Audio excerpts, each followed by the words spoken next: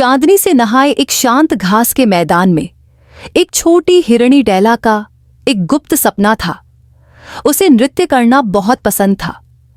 जब अन्य हिरण रात भर चरते रहते, तब डैला हल्की हवा की तरह घास पर झूमती, लहराती और उछलती।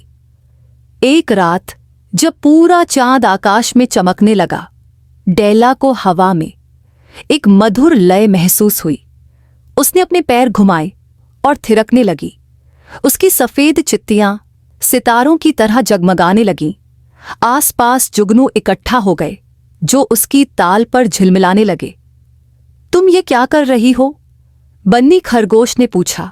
उसके लंबे कान जिज्ञासा से फड़क रहे थे। मैं नृत्य कर रही हूं, डैला खिलखिलाई।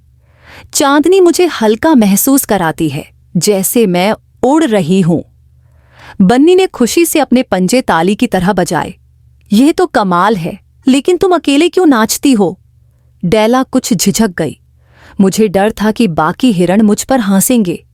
तभी पेड़ों से एक गहरी मधुर आवाज आई। नृत्य करो नन्ही हिरणी, और अपनी आत्मा को चमकने दो।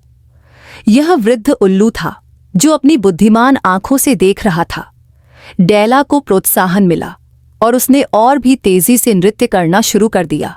उसकी खुशी लहरों की तरह पूरे मैदान में फैलने लगी। धीरे धीरे अन्य जानवर अपने बिलों और घोंसलों से बाहर झांकने लगे। एक एक करके वे भी शामिल हो गए।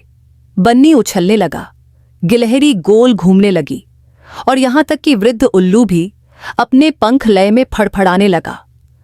जब अन्य हिरणों ने यह खुशी देखी तो वे हंसे नहीं, बल्कि वे भी धीरे धीरे आगे आए और अपने खुरों से ताल देने लगे।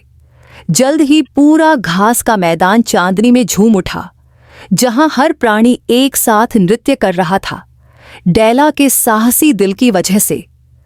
उस रात के बाद चांदनी घास के मैदान की नृत्य करती हिरणी फिर कभी अकेली नहीं रही।